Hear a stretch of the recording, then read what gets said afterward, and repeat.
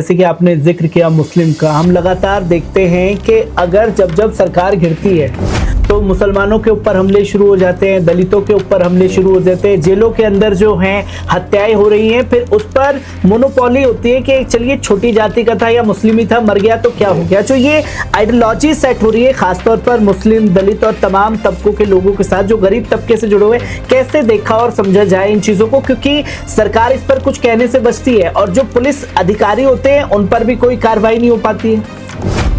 पूरे भारत के सभी जितने भी जिला कारागार हैं या कारागार है, अगर आप देखेंगे, उठाकर रिपोर्ट्स देखेंगे या डेटा देखेंगे तो आप ये पाएंगे कि पीडीए समाज के लोग सबसे ज़्यादा जेलों के अंदर हैं। तो उसके पीछे क्या कारण हो सकता है? क्या पीडीए समाज के लोग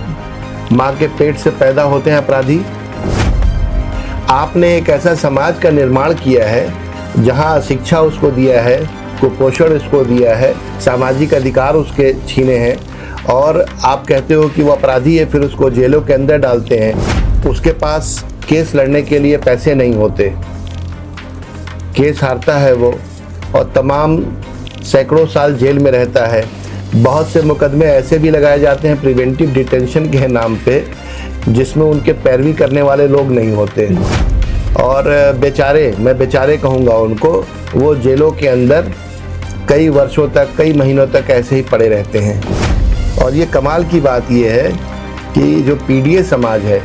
इसकी आबादी आपको जेलों में सबसे ज़्यादा मिलेगी। और एक बात और मैं बताऊँ आपको, किसी भी जनपद से लेकर पूरे भारत के किसी भी ज़िले का अगर आप उठा के देखेंगे तो जितने भी सुरक्षा की नीयत से जितने भी लाइसेंस दिए गए हैं,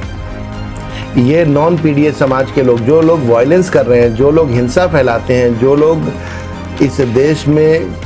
अपर क्लास के लोग हैं खास करके, वो अपने पास लाइसेंस वाले भी असलहे रखते हैं, और जो असुरक्षित समाज है उसके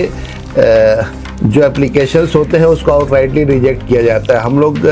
कुछ क्षेत्रों से कई बार ऐसा सुनने में मिलता है और देखने को भी मिल रहा है कि जब ये अप्लाई करते हैं तो इनको सुरक्षा के नाम पर टाल दिया जाता है। वही ठीक दूसरी ओर जो जुल्म कर रहा है, जो जाति कर रहा है, उसको आप लाइसेंस भी दे रहे हो। तो एक सामाजिक असमानता वाला जो ये देश है, कोशिश तो ये होनी चाहिए थी कि जो मेन स्ट्रीम से पीछे रह गए हैं उनको मेन स्ट्रीम में ले आया जाए, और वो थ्रू कॉन्स्टिट्यूशनल प्रोसेस ही आएगा। लेकिन उसमें जिस तरीके से सुप्रीम कोर्ट की अपनी भूमिका है और वर्तमान सरकार है, वो आम आदमी के विरोध में ऐसा लगता है कि खड़ा होकर बना रहा है नीति।